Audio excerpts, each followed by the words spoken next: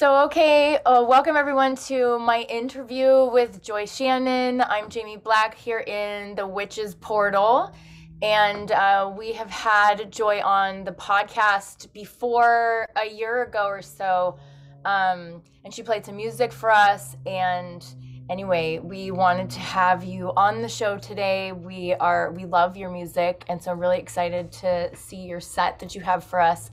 But something exciting that's going on with Joy is that she just recorded this really amazing music video for one of her songs, and it's very witchy, and it's been winning all of these awards. So I really wanted to have her on to talk about the video and just the creation of the song and what the song is about, and then the video, and we want to hear about all of it. So anyway, welcome. It's really nice to see you again.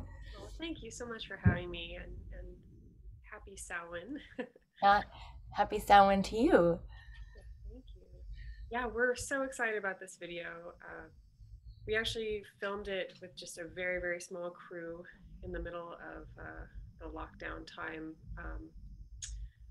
We were trying to figure out how to be creative and be safe, and I figured out doing it with basically 4 people. So we were able to, be all COVID safe with just a very minor amount of people. And I'm really proud of it, especially because of that we were able to figure out how to be creative despite all the restrictions that we had to dealing with. Right.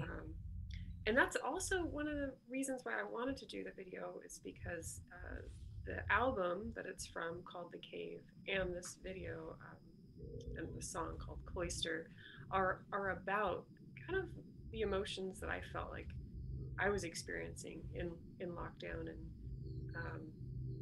it was, the theme of the album is about like being in your own cave, meditating, facing your shadow self. And Cloister is very much about that too. It's about healing and kind of healing in the darkness. So it's kind of an interesting thing. So I felt like it fit the time. I really wanted to express it during this time in particular. And yeah, I'm very proud of it. What I didn't know if it would work really was like creating our own. We basically built our own set to make it look like a cave, since we weren't able to fly to Ireland and film in a cave. So I'm very proud of that. We had an amazing set designer named Danielle Kaufman who built our whole like beautiful set, and did it within a very small confine of our studio space that we were able to work in. And yeah, I was worried that it might not come across like the themes that I wanted to express. But what I've been so happy about is once we finished the edit of the video and released it, the feedback I've been getting has been so positive, and also everyone's really gotten it, and added their own take on what the video is about as well. So I'm really proud of that. Awesome. Tell us what the song's about. Well, the song Cloister was originally inspired by my family history in Ireland. I wrote it after my grandmother's funeral that I went to in Ireland a few years ago. And she had a challenging beginning to her life, because she was one of the many women that were put in those horrible places called the Magdalene laundries, which if you're Irish, you probably know about, but Americans might not know about them. But they've been detailed in some movies like the Magdalene Sisters, and this movie called Philomena. But they were places where women were imprisoned essentially by the Catholic Church. They were sent there if they were quote unquote fallen women. So if a woman, like my grandmother, in my grandmother's case, she got pregnant out of wedlock with my father. So she got sent to one of these places. And she had my father there, but she was, like all the girls there, they were forced to give up their children. And then they were also forced to do manual labor to make up for their sin.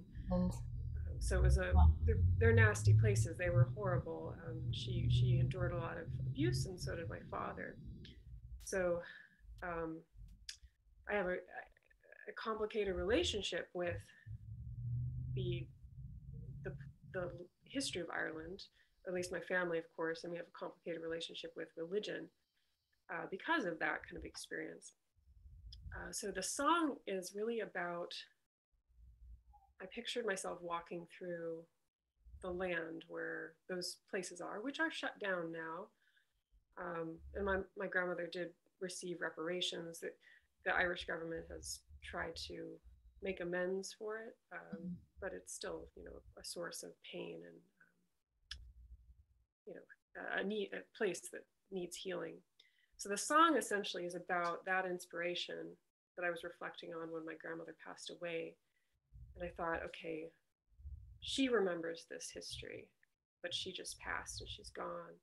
And I still wanted to think about her story mattering, and that us women who are the generations after her can keep carrying that torch of healing the violence that has happened against women, the abuse. Like I was thinking basically all of that, like how do I carry on this legacy? And in the song I talk about how the earth remembers, and I was picturing the earth as a goddess who remembers everything that happened here, from these abuses to these beautiful things that have happened. And so I thought, I don't know, I wanted to picture like the earth holding us and helping us heal from these memories that might be trapped in the soil from things that have happened to women, and well, all people, but in particular I was thinking about my grandmother's story. When I've been to Ireland, and I did visit the actual place that my grandmother was imprisoned, and I found it fascinating that that place, which has very sad energy, it's right below this beautiful, beautiful site called La Crue, which is a Neolithic site that was devoted to the Colic goddess, so the goddess of the winter. And it's on this hill overlooking this place where my grandmother endured so much pain, and my father too. And I thought, how strange that there's this powerful goddess site above this other site of abuse of women. And so the song has a lot of that kind of juxtaposition in it. I'm talking about healing, but I'm talking about, wow, the source for healing and the the medicine for healing is right there. It's right above this site where something horrible happened. It's in this beautiful Neolithic site that has endured for thousands of years. So that was where I came from when I wrote the song. And I've heard other people, when they've heard it and seen the video, talk about their own experiences of healing and abuse memories that might be in the land. I heard someone talk about how it reminded them of Native American sites, and that made me happy, because I feel like, well, no matter what culture you might relate to the song through, I think we're all one, and especially all of us Indigenous people, and I include the Irish Indigenous people, whose original religion is celebrating the earth. I think that it's something that I'm passionate about, is like feeling like how we're all one rather than how different. Yeah.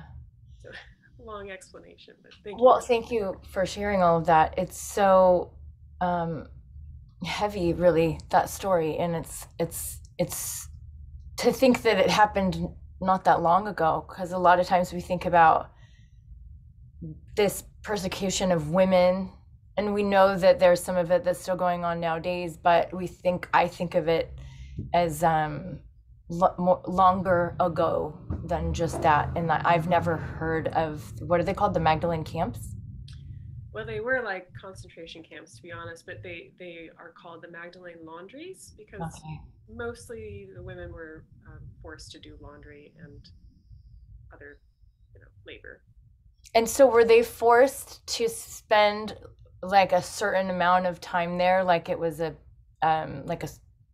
punishment? And so then how long was your father there? He was there 3 years as Oh. a small child. He was born there and then stayed until he got adopted. And so then they reconnected sometime later? Yeah, my dad had to fight to find her. Really, the Wow. because the church was very closed mouth about their records because I think they knew they had something to be ashamed of. My dad, it took him until I was about 8 years old for him to find my grandmother. So he spent a lot of time going back and forth to Ireland to try to find her. It's just so horrible. Yeah, yeah. I I know that a lot of that affects me and who I am as a musician. Mhm. I've written a lot of songs about it because I think about I have a deep connection to the land of Ireland, but I also have seen the pain that my father went through as well as my grandmother. Um, that complicated history has informed a lot of me trying to figure out who am I in all Mm. of this and what can I do to help bring about some healing discussion. Just I've always wanted to use my music and my art to to be part of the solution, be part of Mm. a healing legacy. So that's really what drove me to get into studying, druidry and witchy things because Mm. I thought, you know what, I want to feel empowered to connect to the parts of Ireland that feed my soul rather than some of the painful history. Right. Which is a good balancing aspect of all of that. But um, well, I'm so sorry to hear that about your grandmother, and I'm glad that your dad and she and then you were all able to connect. And um, thank you so much for telling your story this way and for sharing. So Thank you. yeah. Yeah, I really believe in this miraculous healing being possible because I like to share that there was like my grandmother after all of that horrible experience, she did build a really beautiful life, and so did my father. Mm. And I'm very proud of them because they did it despite some of the issues that they struggled with. My grandmother was very much into music. She always performed music, and uh, so did my dad. So there's kind of a nice legacy of that. Kind of, I feel like music is one of the ways that my family has been able to endure and shed anything that's been difficult, um, bring about something beautiful out of it all. Um, but in the end of my grandmother's life, uh, she actually was cared for by a nun from the order, the Magdalene order, that was the order that was abusive to her originally. Wow. So that was a strange and wonderful full circle moment. That particular nun was so loving to my grandmother. She's a younger generation. She wasn't part of the original kind of abusive order. Uh, but she talked to me about how she felt like it was part of her duty to bring about healing to some of that, because she believed in what the order originally stood for, which is, you know, ministering to women, and so she wanted to try to heal some of the wounds there by being kind to people like my grandmother. She's a lovely woman. I'm friends with her to this day. Mm. So I feel like there's in each of our personal journeys, we have opportunities to offer healing to others and heal ourselves.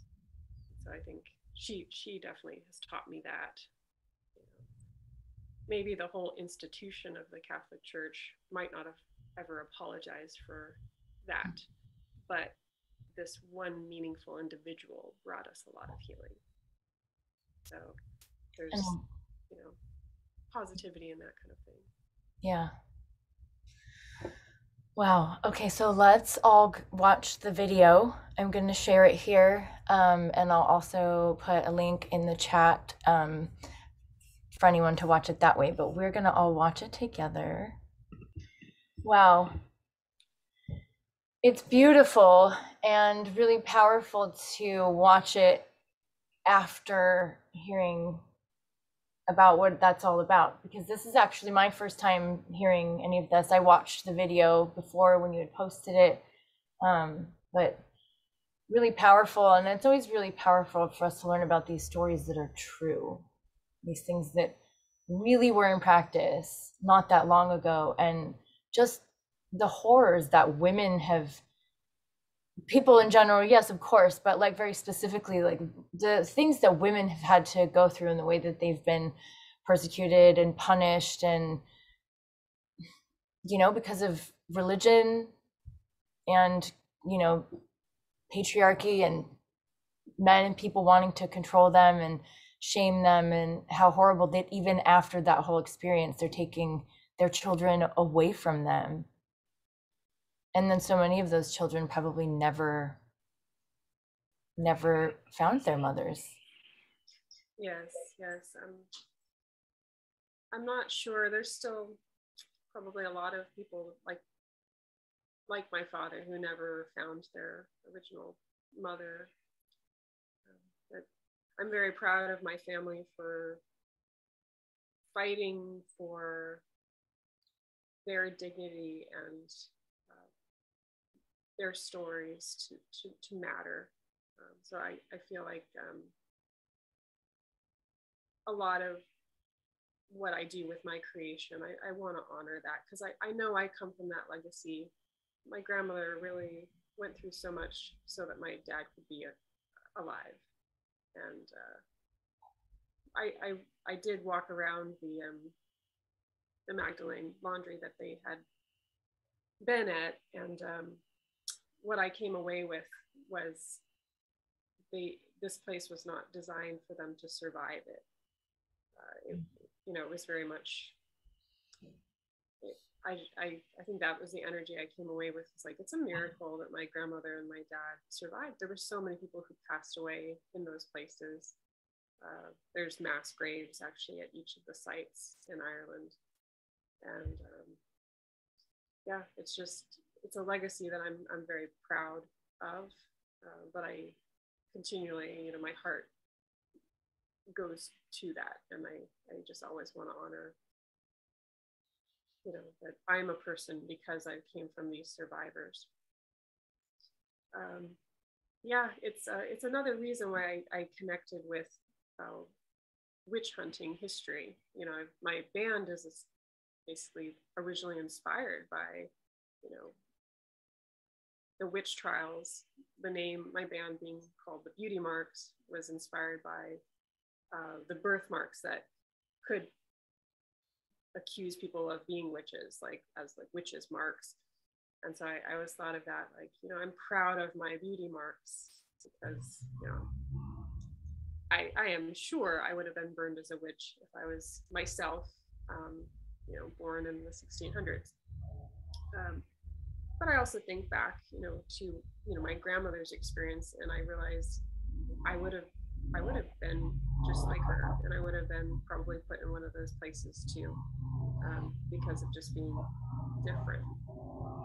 So I do think, as artists and as people, if we can talk about history and talk about realities honestly and openly in our art, I do think that does help the world. I hope at least keep a conversation going so that we don't get complacent and allow abuses to happen.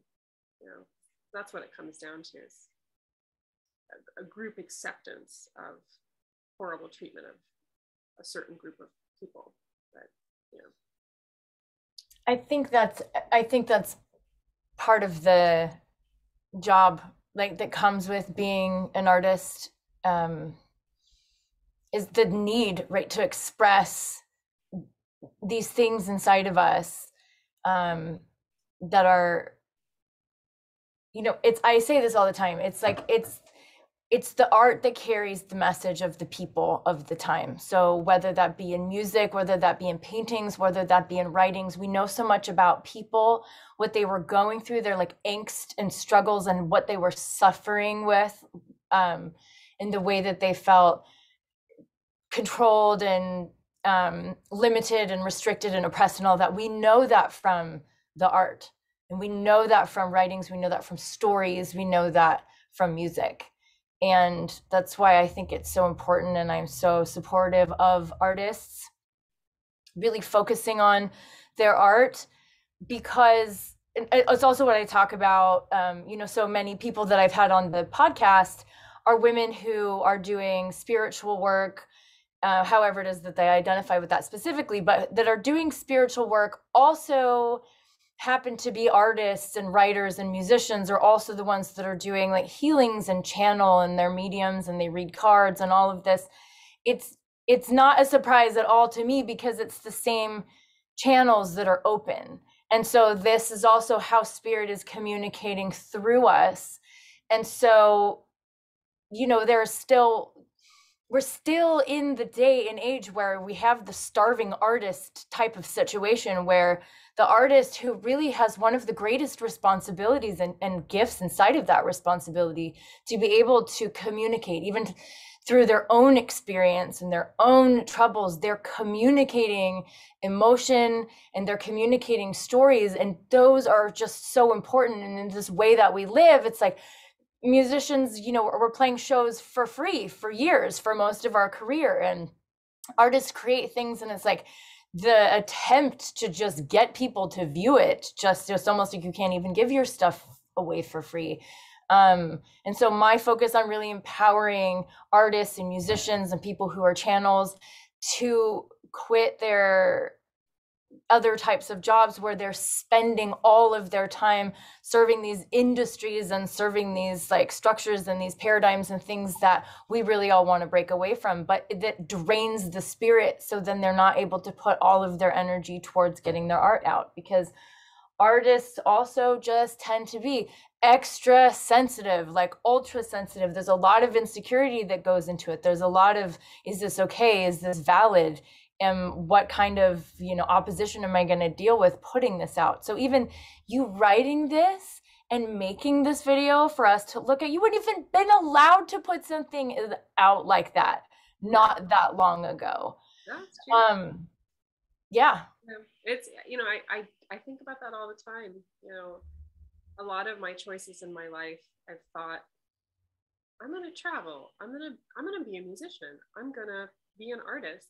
Because I always think, wow, my grandmother didn't have that choice at the age that I am, and I think I want to make her proud, that I can live a life that I think she would have loved. And, I think that's really important to remember. At least that's one of my driving forces. Me too. The freedom that I have, the world that I live in, and coming from situations that my families and different members of my family are absolutely don't have the freedom to participate in life. So as an artist, as a woman, I feel like it's my responsibility to participate in that way, and to put my art out. I absolutely think that she is super proud of you, looking down and watching you put all this forward, and that her experience had an impact and has really meant something to you, and that you're aware of it, but then also to be able to share inside of this container and then outside in the world. Like, it's amazing that you were able to make that video. So you won some awards. I saw that you were posting that on Instagram. So just tell us a little bit about that. Well, we have been, I guess we won the best music video category in the Berlin International Art Film Festival. And then we've been in a few other film festivals. We were a finalist in the Munich Film Festival, and we didn't win, but the person who won had an amazing video. Mm-hmm. We were very supportive of. But yeah, we've just been watching it, get some notice, which is really, really exciting. I've always had a lot of support in Germany, so I'm very, very grateful. And I wasn't surprised that the German film festivals were the first to support us, because I don't know, Germany has always supported my music, so I'm very grateful for that. That's awesome. Well, congratulations. Yeah, thank you. Yeah, we have a few more film festivals coming up that we'll hear about. And then in the meantime, actually, me and my film director collaborator, Matt Collar, we have a few more things that we're working on. We're always coming up with more videos. Yeah, you guys do super cool stuff together. I will post, you have a video about the witch trials that I think is super powerful, and we talked about that in your interview on the podcast. And I'll be sharing that with everyone in the Facebook group. Again, that was super powerful. And I wrote one of my songs called We Are the Daughters of the Ones Who Burned. And I was inspired to write that after I saw you perform for the first time in the forest. Oh, and awesome. Yeah. And people talk a lot about, I see this kind of quote, or like it's on a meme, out where it's cool too, where women are saying, we're the granddaughters of the ones that you didn't burn. And my experience of that is that I remember being burnt. I started to have memories of this when I was a little girl, and I had even no idea what it was that I was even thinking about. Right.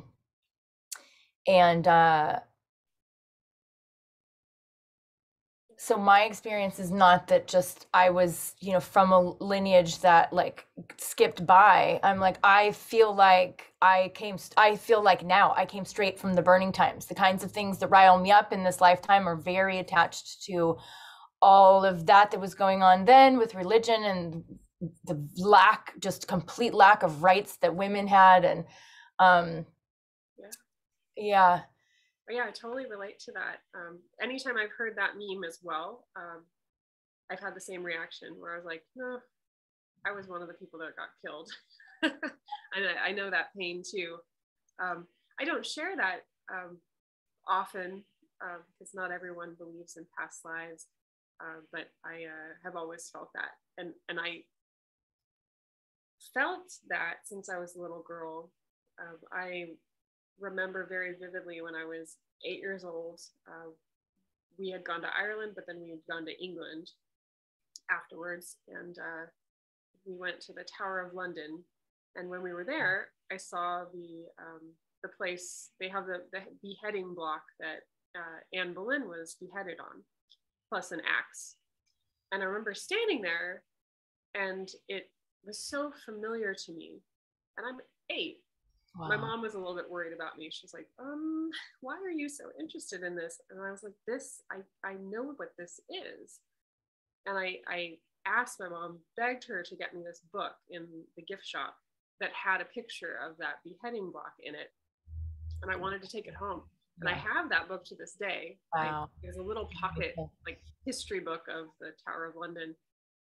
And I would just kind of look at that, and I couldn't figure out what I was remembering. But years later, when I wrote the witch hunt song that you're talking about, it's called Midsummer Witch Hunt. I wrote that because I was writing an album of music about the wheel of the year, the Celtic calendar. And I thought, I'll write a song for every holiday and just see where it takes me. So every time I thought about a holiday, I'd do some research and think about, okay, what goddess or god is honored during this time? And a lot of my songs are mostly about the pagan past. But when I got to Midsummer, which should be a very joyful time, and I should have written a really joyful song for it, what I ended up researching, and that touched my heart so deeply, was that a lot of witch burnings happened during the midsummer time, during like the 1600s especially, because they were trying to get people to stop practicing pagan practices, and midsummer was one of the most favorite pagan holidays. So there, it was very much a active quelling of that tradition in the most horrible way possible, you know, burning people. So I thought, you know what, I can't write a happy midsummer song. I have to honor, you know, my ancestors in this, you know, this holiday that were so deeply wounded by it. But in the process of writing the song, that's when I finally started to have what I felt were actually like my real memories that time. And I worked, like after I wrote the song, I'm like, that's such a strange song. I channeled something I don't quite understand. And then I thought, well, let's make a music video of it. You know, let's channel some more. So I talked to Matt Collar, my film director that I've worked with a lot, and told him what I thought we should do. And I said the most scary part of a witch burning is not the actual burning, it's all the stuff leading up to that. It's the tension, the anticipation, the abuse of this poor woman who's going to be killed. And so I said, that's what I want to make the music video about, is sympathy for that time and that horrible experience that someone is experiencing. And I described it to him that I see all these elements. This is what we have to do. And, you know, I'm like, I have to be on a ladder, tied to a ladder. And then I have to be given wine. And I have to, you know, I had all these steps. And I don't even know where they all came from. That's what's so strange about it. And then when down the road, actually, we were researching witch hunting. I was like, I've never heard of a witch hunt that tied women to ladders. And I had this memory of like beheading. I've never heard of a witch hunt like that. I'd heard more like Salem witch trials and the witch trials in Scotland and what they did with women there. But I ended up finding out through some historic research, there was a witch hunt that did exactly how I described it. And when I found that out, I was like, ooh. I'm getting chills now. Yes. And then I thought, you know what, I think I was remembering literally that. And I think that was how I traced back what I think was my past life, to be honest. But it was the Swedish witch trials that happened. They beheaded the women first, and then they tied them to ladders and burned them. It was strange, but that's what people did. Yeah, and that was 1676. This time in Swedish history that got called the Great Noise, where there was a huge amount of women being accused of being witches. Yeah, I think just the information that I remember is that it was about 100-year period of time, all sorts of cultures all around the world murdering their women, accusing them of being witches, you know, and how many of them are really not even magical practitioners, not even, you know. And there was like millions, you know. It's not even in the thousands, it's like in the millions, in the like 3 to 10 million. I mean, the more research that they do, the more, you know, numbers that they can come up with, but millions of women. I don't think it's totally known. Yeah, no, of course not. Yeah, but it's through the Middle Ages, just a strange cultural moment, but it's important to not forget, because we have the ability to do that now in different ways, maybe with different tools, different cultural point of view, but you know, we can definitely do that same type of wounding of others. Oh yeah, you know, absolutely. So I think it's always important to remember history in that way. Yeah.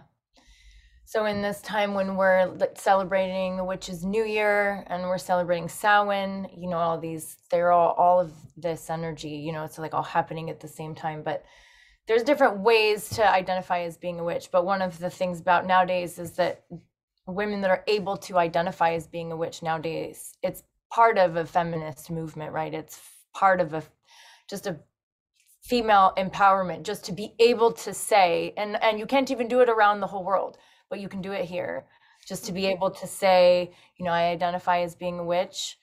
And whether it be from memory, whether it be from your current practice, whatever is the reason that makes you want to and that allows you to, it has a lot to do with just the small amount of freedom, right, to be able to do so. And anyway, so this is a really powerful time to be talking about this, to be honoring your grandmother, to be honoring all of your ancestors in the way that you do. And really honored to have you here, and just to get to share in all of that with you, because even though there's people that are seeing your video, not even everybody gets to hear the story. So I think it's really powerful. Thank you so much for sharing all of it. And I'm really looking forward to your set. So we have a set that is pre-recorded from Joy, and it's in honor of Samhain, and we're going to get to listen to some of her music. I am going to have all of your information in emails and the Facebook page. I'll put it here at the bottom of this video. It'll be in the chat. But really, links where we can find you so people can follow you. They can support the work that you're doing. They can support you in the film festivals that are coming. And where can we find your music and buy it and listen to it? And please just share it with us here. Oh, yeah. Well, my band's name is Joy Shannon and the Beauty Marks. Our website is joyshannonandthebeautymarks.com. But we're also on Instagram. It's just at Joy Shannon. And I have a Bandcamp page, which is also Joy Shannon and the Beauty Marks at Bandcamp. So all of those places are places where you can buy our music. We are all over the place on Spotify and iTunes and all the usual places. Wonderful. Yes. So please add her to your witchy playlists. That's actually something that I need to get together. I need to put together a witchy playlist, especially for this weekend. I love doing that, and I also love when I see my music included on witchy playlists. Yeah, you can see that on Spotify, and it's very cool. I think most listened to song on Spotify is my Imbolc song that just happened to be on a lot of different Imbolc blessings type playlists. So I really appreciate all the people that have done that with my song. So thank you. I love that song. I know what song that is. I've seen you play it. Well, thank you so much. What are you going to be doing for the rest of your Samhain celebrations? Well, I always do an altar to honor my ancestors. I'll be lighting candles, lighting sage, and saying some prayers around that. I do like to have a nice meal with my family, and we talk about our ancestors who have passed, and leave an open seat at the table for anyone who wants to join us. Oh, on their side. that's beautiful. Yeah. You can take turns sitting in the spot and being with you. Yes, of course. Yeah, that's really cool. Well, thank you. It was lovely to have you and to connect with you, and thank you for all the work that you're doing. It specifically speaks to me and touches my heart, and also is very moving, and it also feels very important that I'm not the only one that has these memories and feels this way. And it's this cool time that we get to talk about all of this, like in life now, but that's the case with so many of us, and they're like these weird memories, right? Or these like weird sensations. Why do we feel connected to this? So to be able to just hear stories also that are true, and that, you know, other women that are like, this is important, and it's also real, and there's a reason why I feel this way, and so I'm sharing it. And so all of us here in this particular container are very much, you know, in agreement of all of that. So thank you for coming, being with. Thank you, and thank you for being born at the same time as me. So oh yes. About all this. Okay, so now we're going to watch Joy's performance, and I'll be right here with you all. Thank you so much, and blessed be. Thank you. stop the recording. Okay.